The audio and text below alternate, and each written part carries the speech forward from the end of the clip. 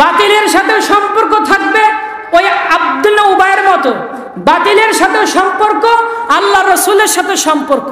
তিনি কি জান্নাতি না জাহান্নামী?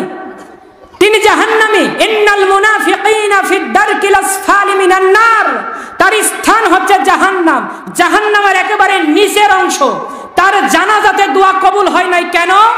তিনি আল্লাহ রাসূলকে পরিপূর্ণ মানেন নাই, আংশিক মেনেছেন। কুল ইন কুনতুম তুহিব্বুনাল্লাহ ফাত্তাবিউনি ইউহিব্বুকুমুল্লাহ ওয়া ইয়াগফির লাকুম যুনুবাকুম। আল্লাহ বলছেন, হে নবী তুমি জানিয়ে দাও, আমার ভালোবাসা কেউ যদি পেতে চায় তোমাকে যেন অনুসরণ করে। ফাত্তাবিউনি একালিপ টান রয়েছে।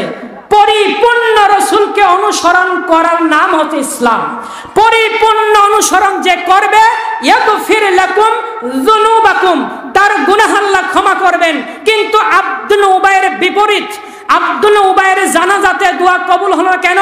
ইস্তাগফির লাহুম আও লা তাস্তাগফির লাহুম ইন তাস্তাগফির লাহুম ৭০ মাররাতান, একবার নয়, দুইবার নয়, বারংবার, এমনকি ৭০ বার, হে নবী আপনি যদি ক্ষমা করেন আমি করব না, আমি ক্ষমা করব না। যালিকা বিআন্নাহুম কাফারু বিল্লাহি ওয়া রাসূলি, কারণ সে আপনার সাথে আমার সাথে কুফরি করেছে। কি কারণ? জিহাদের মাঠ থেকে পালিয়ে যাওয়ার কারণে। আল্লাহ রাসূলের আনুগত্য সে করে নাই। তার মানে সে ইসলাম মেনেছে মসজিদে, আব্দুল্লাহ উবাই ইসলাম মেনেছে মসজিদে, আল্লাহ রাসূলের পিছনে সালাত পড়েছে, রুকু করেছে, সিজদা করেছে, তাসবিহ জিকির সব ঠিক ছিল। বাকি রাজনৈতিক জীবনে আবু জাহেলকে নেতা মেনেছে। তার মানে আংশিক ইসলামে প্রবেশ করেছে, আংশিক করে নাই। রাসূল যা দেন তা গ্রহণ করো, ওয়া মানাহাকুম আনহু ফান্তাহু, রাসূল যা নিষেধ করেন তা বর্জন করো। তাহলে আল্লাহ রাসূলের অর্ডার, তুমি জিহাদে যাবা, আর আব্দুল্লাহ উবাই ৩০০ সাহাবা নিয়ে ভেগে পালিয়েছেন। তাহলে আল্লাহ রাসূলকে সে মানে নাই, মেনেছে শুধু মসজিদে, জিহাদের ময়দানে মানে নাই, জিহাদের ময়দান থেকে পালিয়ে গেছে। আজকের যুগেও যারা জিহাদের কথা বললে জঙ্গিবাদ, সন্ত্রাসীবাদ অপব্যাখ্যা করবে, ওরাও আব্দুল্লাহ উবাইয়ের মতো মৃত্যু হবে, ওরাও মুনাফিক, ঠিক কিনা? ঈমান কিভাবে আনতে হয় এই সূচনে আমরা জানি না, এই সূত্রই জানি না।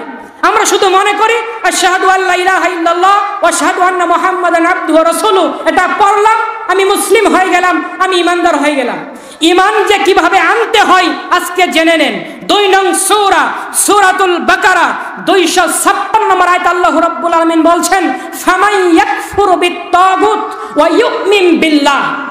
আগে তাগুতের সাথে কুফরি করো, আগে বাতিল অন্তর থেকে দূরে হটিয়ে দাও।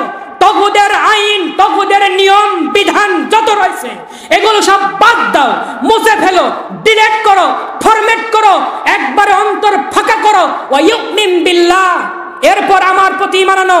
ফাকাদ ইসতামসাকা বিল উরওয়াতিল উসকা লা ইনফিসামা লাহা। তাহলে এমন একটা রশি, এমন একটা ঈমানি জজবা তুমি ধারণ করবে, তোমার বুকে বাতিলের বুলেটের আঘাত আসতে পারে, তোমার হাতে হ্যান্ডকাপ পড়তে পারে, তুমি জেলে ঢুকতে পারো, তোমার ফাঁসির দড়ি তোমার গলায় ধরতে পারে, তোমার ঈমান নষ্ট হবে না।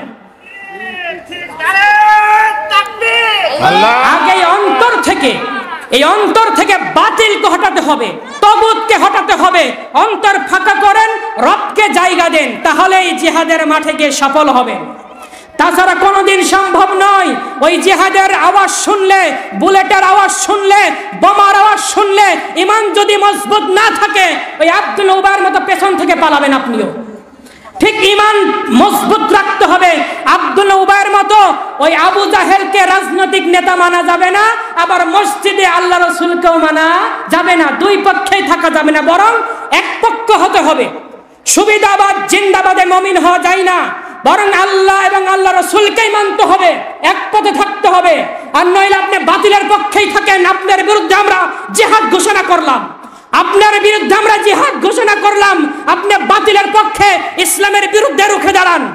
আর যদি ইসলামের পক্ষে থাকতে হয়, উদখুলু ফিস সিলমি কাফা, ইসলামে পরিপূর্ণরূপে প্রবেশ করেন।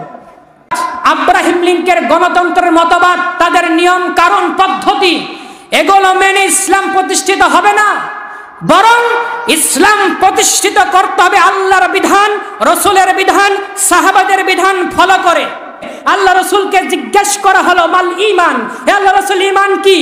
আল্লাহ রাসূল বলেছেন ইজা সাররাতকা হাসানাতুকা ওয়া সাআতকা সাইয়্যাতুকা, যখন ভালো কাজ তোমাকে আনন্দ দিবে, মন্দ কাজ তোমাকে কষ্ট দিবে, ফান্তা মুমিন, তখন তুমি মুমিন। অথচ আজকের যুগে যারা জেনারেল লাইসেন্স দেয়, মদের বৈধতা দেয়, সুদের বৈধতা দেয়, ভালো কাজে 140 ধারা জারি করে, যারা জিহাদের কথা বলে তাদেরকে জঙ্গিবাদ বলা হয়, তাদেরকে সন্ত্রাসীবাদ বলা হয়, তাদেরকে রাজাকার বলে গালি দেওয়া হয়। তুমি মনে রাখো যারা বাতিল, তারা মুনাফিক, ঠিক কিনা? একটা দলই থাকবে হকের পক্ষে, তারা সত্যের আঞ্জাম দিবে, অন্যায়ের বিরুদ্ধে রুখে দাঁড়াবে। একটা দল থাকবে, আর ওই দলটাই হচ্ছে মুজাহিদ, যারা আল্লাহর রাস্তায় যুদ্ধ করে, সংগ্রাম করে।